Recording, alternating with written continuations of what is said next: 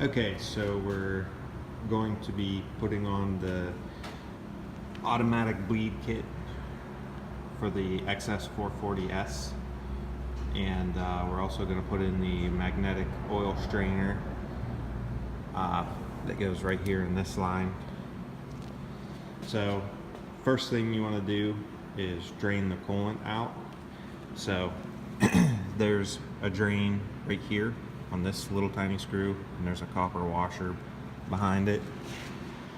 And then on the radiator on the bottom here, there's also a big nut that, or not a nut, a bolt, a copper bolt that you want to take out that will drain the coolant out of that system. And then you want to take off, the seat, the side covers, the radiator. I already did all of that. And it looks to me like there's 4 bolts. There's one up inside here and then one down here. So we're going to take off this cover, which it is a 7mm. These 2 bolts to take off.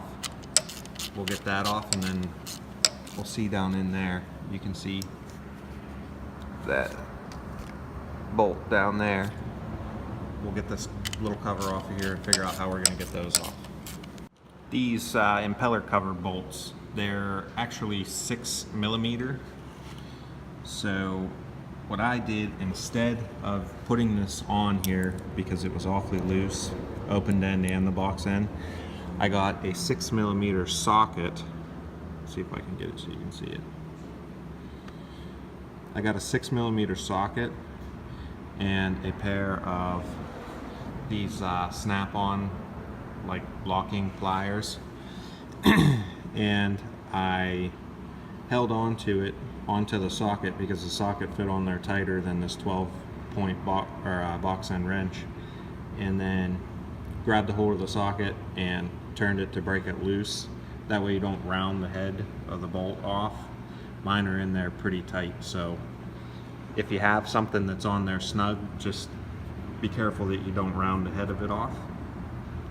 Now that I've got that loose, I'll come down in here with my wrench and take that out.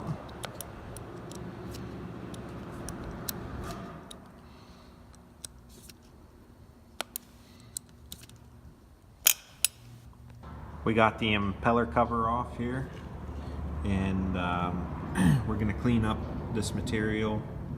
Looks like someone used gasket maker or RTV or something. We're going to clean that all up, and then we're going to take this impeller cover and someone epoxy the end, and we're going to have to drill that out. That way the Autobleed can do its job and pass through there. We have that impeller cover off. We're going to use 1/16 inch drill bit and drill out the end on this nipple here and go all the way through. Just be careful you don't go too far and into the other side. Got that hole drilled through there, so it's all the way through. You can see it up inside of there. Now we just got to clean off this seal surface and get it all nice and clean, and then we'll put the cover back on. First thing we did here is cut this hose. This was one piece, so we cut it towards the top here, and we're going to cut this one at about 3.5 inches down here, put the strainer in, and then we'll go from there. We'll put the hose clamps on, get them tight. Alright, we got the magnetic strainer on, hose clamps all tight. We put the water pump hoses back on, brand new radiator, and we put the cover back on up here that goes over all the wiring harness. Got those bolts all tight, and that's pretty much it. Okay, we've got the line all tightened up here, and we got the clamp tight, runs down through there, down off of that nipple there on the impeller cover, and we got that tight. Got all of our hoses back on. Our magnetic strainer is all tight. Now we just got to put that side cover back on, and we'll be ready to fire it up, add coolant, and add the oil. Okay, we got this thing all buttoned up, put back together. We still have this side cover off, and what we're going to do is we're going to use this snap-on autofill. It pulls vacuum on the system and then draws the coolant in. It'll make it a little easier so that hopefully we don't get an air pocket. We got fresh coolant. So take the cap off.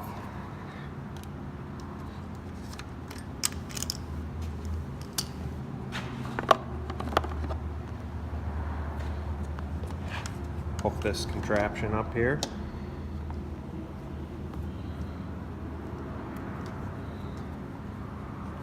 Tighten this down, and it actually makes the seat to the fill on the radiator here. And well, it's hard to do this with one hand, so we'll just come back after I get this together. Okay, we got this all hooked up.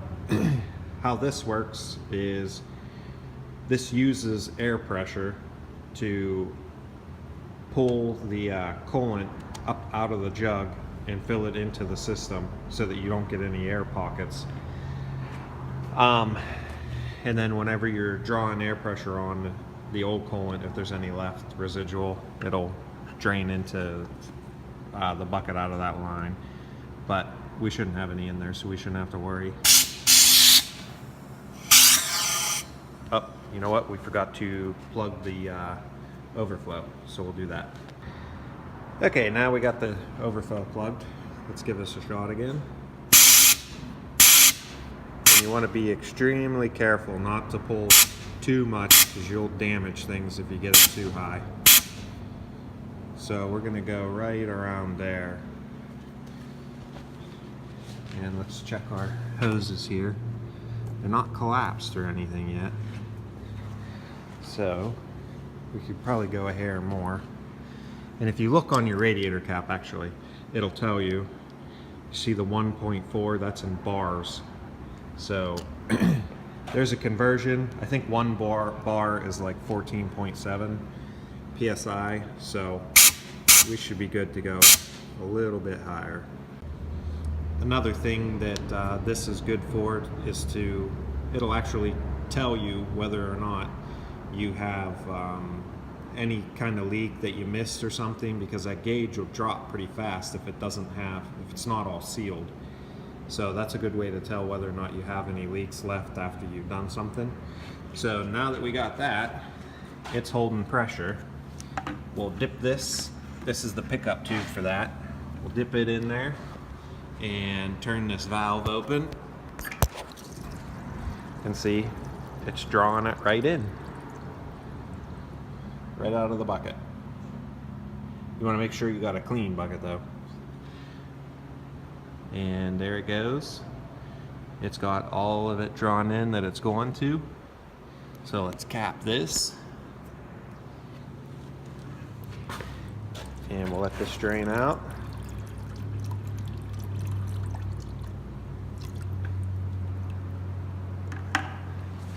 Alright, take this air line off.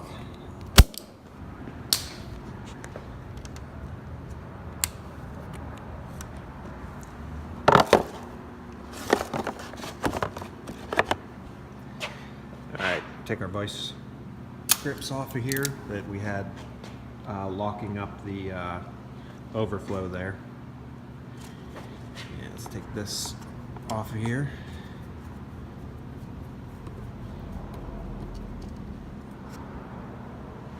Alright. If we can get the rest of that drained out, so it doesn't make a mess. That can be a chore in itself, though.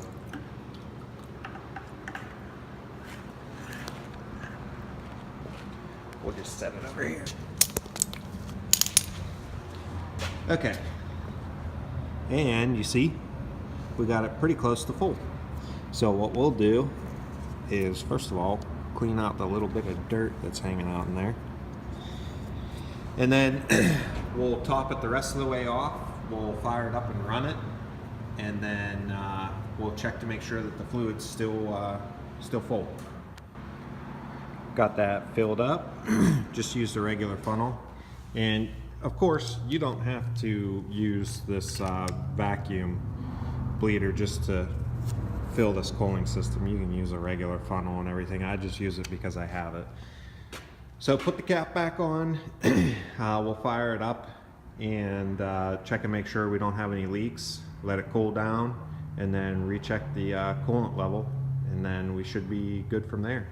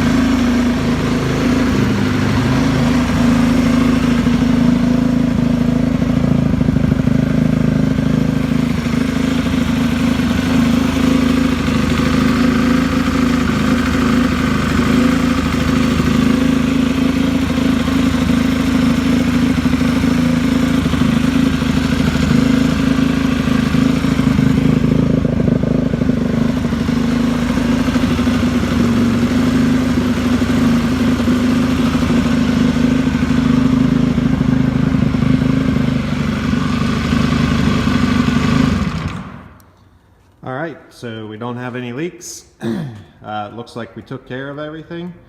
So from here, we'll let it cool down and then we'll take the cap off, recheck it, and that's it. Thanks for watching.